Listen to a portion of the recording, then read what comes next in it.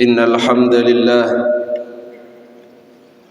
نحمده ونستعينه ونستغفره ونعوذ بالله من شرور أنفسنا ومن سيئات أعمالنا من يهده الله فلا مضل له ومن يضلله فلا هادي له أشهد أن لا إله إلا الله وأشهد أن محمدا عبده ورسوله لا نبي بعده اللهم صل وسلم وبارك وكرم على حبيبنا وشفيعنا وقرة أعيننا محمد وعلى آله وصحبه وسلم تسليما كثيرا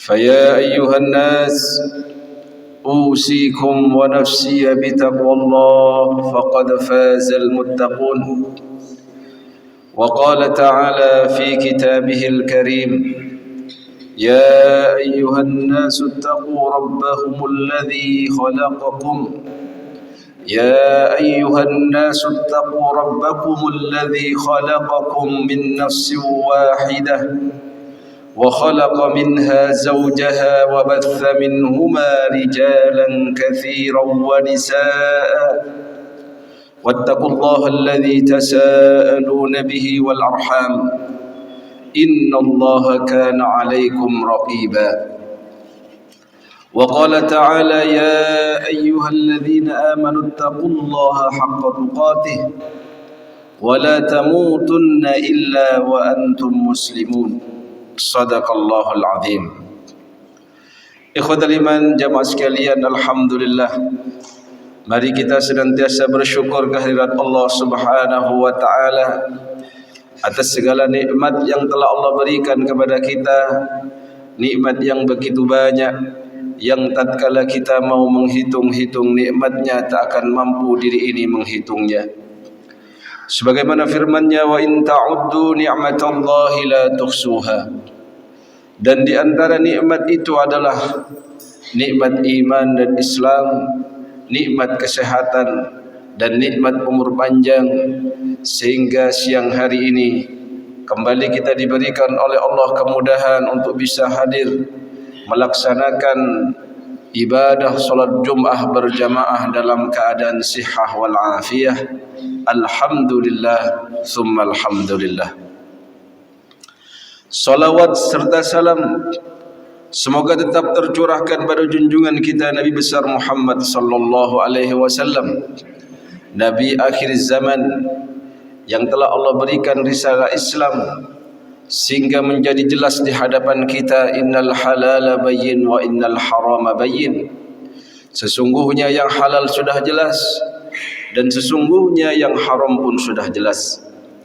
Sebagai bentuk rasa cinta sebagai seorang umat kepada nabinya, mari kita jadikan dia uswatun hasanah dalam kehidupan, mentaati perintah-perintahnya, menjauhi larangannya, karena taat kepadanya sama dengan taat kepada Allah. Dan juga tidak lupa senantiasa bersalawat kepadanya, Allahumma salli wa sallim alaihi wa ala alihi wa sahbihi wa sallim ajma'in. Sebagai rukun khutbah tak lupa khatib berwasiat pada diri sendiri khususnya dan para hadirin jamaah sekalian, mari di penghujung bulan Rajab ini khususnya kita tingkatkan ketakwaan kita kepada Allah Subhanahu wa taala dengan sebenar-benarnya takwa. Terkhusus kita berada di bulan-bulan haram, yaitu bulan yang Allah muliakan, bulan Rajab, yang mana kita berada di penghujung akhir bulan Rajab pada saat ini. Senantiasa kita berdoa kepada Allah, Allahumma barik lana fi Rajab wa Sya'ban wa ballighna Ramadan. Ya Allah, berkahi umur kami di bulan Rajab dan Sya'ban, dan sampaikan kami bertemu dengan bulan Ramadan untuk terus bisa beribadah kepada Allah, mendekatkan diri kita kepada Allah. Semoga kita diberikan kesempatan bertemu dengan bulan Ramadan dalam tahun ini, amin Allahumma amin. Ikhwatal iman, jemaah sekalian, bulan Rajab adalah bulan yang membuat kita menjadi ingat momentum Isra wal Mi'raj. di mana Nabi kita Muhammad sallallahu alaihi wasallam dijalankan oleh Allah Subhanahu wa taala, diberikan hadiah berupa Isra wal Mi'raj, karena di tahun itu juga beliau mendapatkan ujian yang berat. Beliau ditinggalkan oleh istri tercintanya Khadijah bintu Khuwailid yang selama ini menjadi penyokong dakwahnya, menjadi tempat curhatnya dalam setiap ujian dakwahnya. Begitu juga beliau ditinggalkan oleh pamanda tercintanya Abu Thalib yang selama ini juga menjadi tameng atau benteng dari orang-orang musyrik yang ingin menyakitinya. Di tahun itu bahkan dikatakan sebagai amul huzn, tahun yang penuh dengan kesedihan. Dan Allah Subhanahu wa taala memberikan rekreasi rohani terindah bagi Nabi kita Muhammad sallallahu alaihi wasallam dengan firman-Nya, subhanalladzi asra bi'abdihi lailan minal masjidil haram ilal masjidil aqsa alladzi barakna haulahu linuriyahu min ayatina innahu huwas samiul basir. Maha suci Allah yang telah menjalankan hambanya di waktu malam dari Masjidil Haram menuju Masjidil Aqsa, di mana Allah berkahi alladzi barakna haulahu linuriyahu min ayatina, agar kita tahu di sana ada bukti kebesaran Allah. Di mana Masjidil Aqsa ini tepatnya pada saat ini kita ketahui dengan Palestina atau Masjidil Quds. Dan kita mengetahui bahwasannya hingga saat ini pun konflik itu terjadi. Setidaknya kita mengingat bahwasannya itu adalah tempat mi'rajnya Nabi, tempat yang disucikan oleh umat Islam, dan kita tidak boleh melupakan perjuangan saudara-saudara kita di Palestina, karena mereka pun menjaga dan terus memperjuangkan tanah suci itu tetap ada. Innahu huwas samiul basir, dialah Allah yang maha mendengar dan maha mengetahui. Setidaknya ikhwatal iman, dari ayat ini kita mengetahui bagaimana alaqah hubungan tentang Palestina, tentang Masjidil Aqsa menjadi tempat yang Allah muliakan, dan di sana adalah tempat yang diberkahi, sehingga umat Islam setidaknya bercita-cita, jikalau belum tercapai cita-cita itu, untuk bisa sholat di sana, untuk bisa memuliakannya dengan beribadah di sana, walaupun hingga saat ini masih belum memungkinkan setiap muslim dengan mudah sampai berziarah ke sana. Setidaknya Allah Subhanahu wa taala menunjukkan dengan kejadian Isra wal Mi'raj itu bahwasannya ada alaqah hubungan antara Nabi kita Muhammad sallallahu alaihi wasallam dengan nabi-nabi sebelumnya, dengan Nabi Isa, dengan Nabi Musa, dengan Nabi Ibrahim alaihissalam, yang memang kebanyakan para nabi ini dilahirkan dan berasal dari Palestina dan sekitarnya. Setidaknya kita mengetahui bahwasannya Masjidil Aqsa ini ikhwatal iman adalah salah satu kiblat umat Islam. Setidaknya kurang lebih 6 bulan Rasulullah Muhammad sallallahu alaihi wasallam dan para sahabat dan mukminin menghadapkan wajahnya, menjadikan Masjidil Aqsa itu kiblat sebagaimana perintah Allah Subhanahu wa taala, yang akhirnya dikembalikan lagi menghadap kepada kiblah umat Islam hingga saat ini, yaitu Ka'bah di Masjidil Haram. Namun demikian ikhwatal iman, mari kita juga mengingat bahwasannya satu momentum itu Allah gunakan setidaknya untuk memberikan beban taklif kepada hamba-hambanya yang mukallaf dalam hal perintah untuk mendirikan agama ini dengan rukun-rukun yang kuat, dengan pondasi-pondasi yang kuat. Salah satu pondasi yang bisa kita lakukan semua umat Islam dengan status sosial yang berbeda-beda, baik yang kaya atau miskin, baik yang bangsawan atau bukan, yaitu mendirikan salat, aqimis salah, perintah menjalankan solat dan mendirikan solat yang 5 waktu. Dikatakan dalam sebuah hadis an Nabi Abdurrahman Abdullah bin Umar bin Khattab radhiyallahu anhuma qala sami'tu Rasulullah sallallahu alaihi wasallam yaqul, aku mendengar Rasul sallallahu alaihi wasallam bersabda, buniyal Islamu ala khamsin, Islam agama ini, agama yang Allah ridha ini didirikan dengan dasar 5, yaitu yang pertama syahadati alla ilaha illallah wa anna Muhammadan Rasulullah, yaitu dengan bersaksi bahwasannya tidak ada Tuhan selain Allah dan sesungguhnya Muhammad adalah utusan Allah. Wa iqamis salah, yang kedua adalah mendirikan salat. Wa ita'iz zakah, yang ketiga adalah menunaikan zakat. Wa hajjil bait, dan berhaji ke Baitullah. Wa shaumi Ramadan, dan berpuasa wajib di bulan Ramadan. Setidaknya hadis ini menunjukkan satu di antara fondasi agama Islam bagi seorang muslim adalah bagaimana kedekatannya dengan Allah dalam mendirikan solat 5 waktu. Yang kita ketahui bahwasannya ketika itu telah difaridahkan, telah diwajibkan kepada umat ini melalui Nabi kita Muhammad sallallahu alaihi wasallam dalam peristiwa Isra wal Mi'raj itu adalah khamsina salawat, yaitu khamsina salatan, 50 waktu solat. Dan atas arahan Nabi Musa alaihissalam kepada Nabi kita Muhammad untuk meminta kepada Allah keringanan at-takhfif, yang dari 50 menjadi akhirnya 5 waktu yang hanya 27 rakaat, dan itu pun dianjurkan untuk meminta keringanan. Dan Nabi mengatakan, istahyaitu rabbi, aku malu kepada Tuhanku telah memberikan keringanan dari 50 waktu solat hingga 5 waktu solat. Dan Allah subhanahu wa ta'ala menegaskan bahwasannya barang siapa hambanya yang melaksanakan mendirikan solat 5 waktu itu, maka sama dengan dia mendirikan 50 waktu.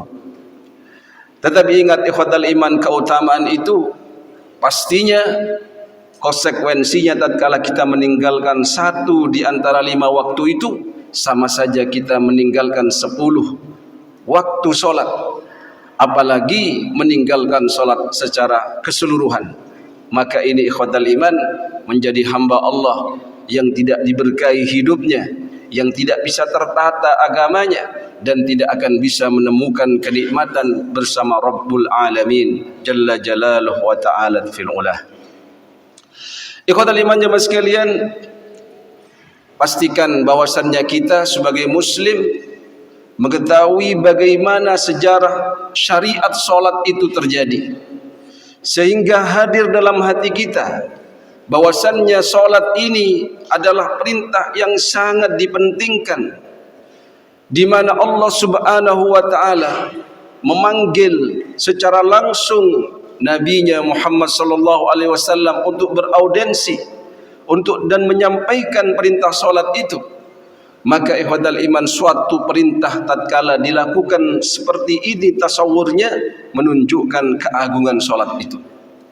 Bahwasannya seorang muslim yang meninggalkan solat dengan cara amdan, dengan cara yang sengaja, atau bahkan dia ini ketika meninggalkan solat mengolok-olok solat itu, kemudian meyakini kewajibannya tidak wajib, maka ini diragukan keislamannya.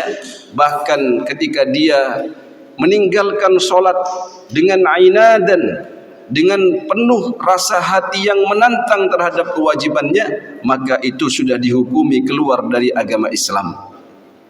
Berbeda dengan tarikus solah, orang yang meninggalkan solat karena kasalan, karena malas.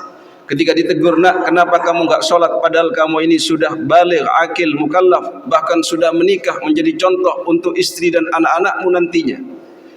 Lalu dia katakan, saya capek pak, saya capek karena selalu kerja, saya dari pagi sampai siang, kemudian tidak sempat sholat, dan itu adalah sejelek-jelek pekerjaan. Ketika seseorang bekerja mencari dunia, pontang-panting dia, kemudian lupa akan kewajiban sholatnya.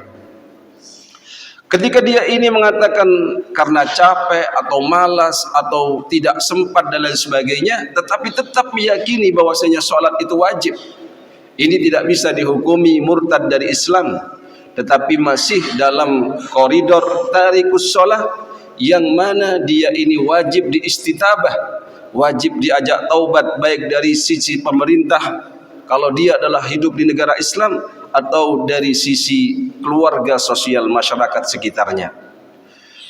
Ikhwatal iman, pastinya tarikus sholat itu dosa yang sangat besar, dan kita berharap anak cucu kita menjadi orang-orang yang melaksanakan ibadah sholat ini tidak hanya gerakan dan ucapan saja, tetapi sampai pada derajat innas sholata tanha 'anil fahsya'i wal munkar. Sesungguhnya ibadah salat itu bagi seorang mukmin dan muslim bisa mencegah dia dari berbuat al-fahsya'i wal munkar, kemungkaran, kemaksiatan yang lain. Ikhwatal iman, salat itu sendiri diibaratkan oleh Rasulullah sallallahu alaihi wasallam sebagai sungai yang mengalir, di mana diriwayatkan dari Abi Hurairah radhiyallahu anhu qala, sami'tu Rasulullah sallallahu alaihi wasallam yaqul, aku mendengar Rasulullah sallallahu alaihi wasallam bersabda, ara'aitum law anna nahran bi babi ahadikum yaghtasilu minhu kulla yawmin 5 marrat. Bagaimana pendapat kalian wahai para sahabat, andai saja di depan rumah kalian ada sungai yang mengalir, kemudian kalian ini mandi di dalamnya sehari 5 kali, hal yabqa min darnihi syai', apakah kalian masih akan kotor fisik kalian karena sudah mandi 5 kali itu? Qalu la yabqa min darnihi syai'.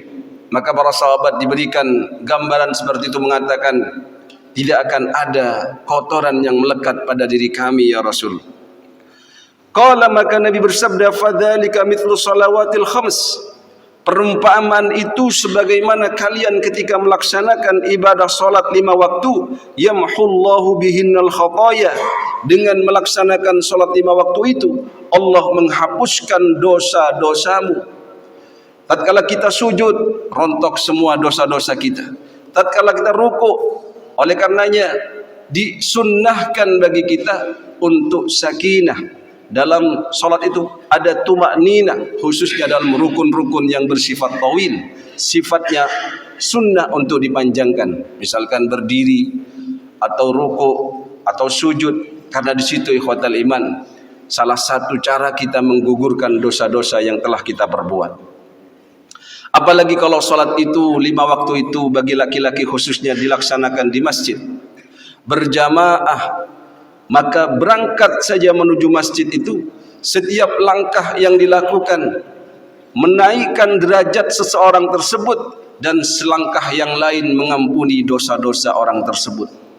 Semoga kita diberikan oleh Allah kemudahan, kekuatan iman untuk bisa mendirikan salat ini sebanyak 5 waktu yang diwajibkan oleh Allah. Syukur-syukur kita yang laki-laki ini bisa memakmurkan masjid. Innama ya'muru masajidallah, karena sesungguhnya yang mampu memakmurkan masjid Allah itu adalah mereka yang beriman kepada Allah dan hari akhir. Dan jangan lupa bahwasannya anak-anak kita, cucu-cucu kita ini juga memiliki beban yang sama. Dan kita sebagai suami bagi seorang istri juga harus sering mengingatkan kepada istri kita. Mungkin dalam rumah tangganya, dalam kegiatan rumah tangganya karena kecapean lupa akan sholat, atau mungkin mentakhir waktunya karena dikatakan ahabbul a'mal indallah as-salatu fi awwali waktiha. Amalan yang paling Allah cintai bagi hambanya itu, dari hambanya itu adalah tatkala dia melaksanakan sholat di awal waktu. Misalkan sudah adzan menunjukkan waktu sholat, kurang lebih antara 10 sampai 15 menit itu adalah awal waktu sholat. Kecuali tatkala kita menunggu jamaah sampai 20 menit sampai lebih, itu bagian dari awal waktu sholat. Ikhwatal iman jamaah sekalian, Saya kira setiap muslim tahu akan kewajiban sholat. Tinggal bagaimana timbul kecintaan dalam hati kita dan juga menurarkan kecintaan itu kepada anak-anak kita, cucu-cucu kita untuk juga menjadi orang-orang yang mencintai sholat. Dari situlah dia akan mendapatkan cinta Allah Subhanahu wa ta'ala. Barakallahu li wa lakum fil Qur'anil azim wa nafa'ana bima fihi minal ayati wa dzikril hakim wa taqabbalallahu minna wa minkum tilawatahu innahu huwas samiul alim.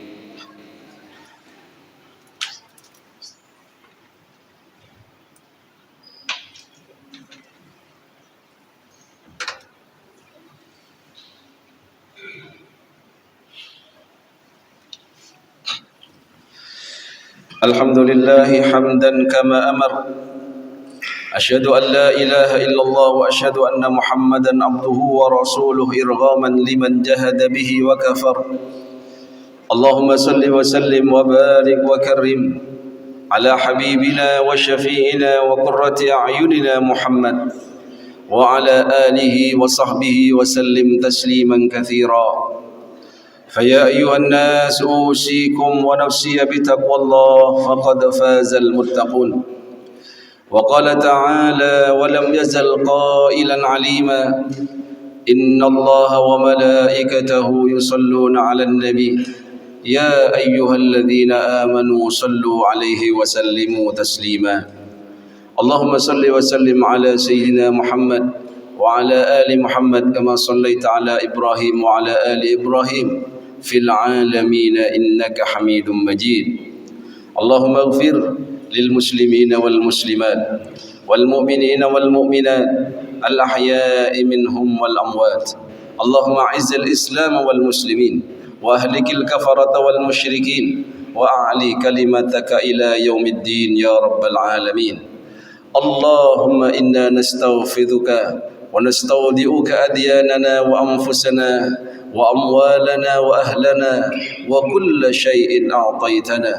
اللهم جملنا بالعافية والسلامة وحققنا بالتقوى والاستقامة وعدنا من موجبات الندامة في الحال والمآل إنك سميع الدعاء. ربنا ظلمنا أنفسنا وإن لم تغفر لنا وترحمنا لنكونن من الخاسرين. اللهم ادفع عنا البلاء والوباء والربا والزنا والزلازل والفتن ما ظهر منها وما بطن عن بلدنا هذا خاصة وعن بلاد المسلمين عامة يا رب العالمين. اللهم انصر إخواننا المجاهدين في فلسطين وفي سوريا وفي شيشان وفي أذربيجان وفي لبنان وفي يمن وفي كل مكان يا رب العالمين. اللهم ثبت أقدامهم، اللهم ثبت قلوبهم، اللهم ارزقهم الشهادة وحسن الختام يا رب العالمين. ربنا هب لنا من أزواجنا وذرياتنا قرة أعين واجعلنا للمتقين إماما. اللهم ارحم أمة محمد، اللهم اغفر أمة محمد، اللهم اصلح أمة محمد واصلح ولاة أمورنا يا رب العالمين. ربنا آتنا في الدنيا حسنة وفي الآخرة حسنة وقنا عذاب النار وتوفنا مع الأبرار يا عزيز يا غفار برحمتك يا أرحم الراحمين آمين. عباد الله إن الله يأمر بالعدل والإحسان وإيتاء ذي القربى وينهى عن الفحشاء والمنكر والبغي يعظكم لعلكم تذكرون. فاذكروا الله العظيم يذكركم واشكروه على نعمه يزدكم واسألوه من فضله يعطكم ولذكر الله أكبر.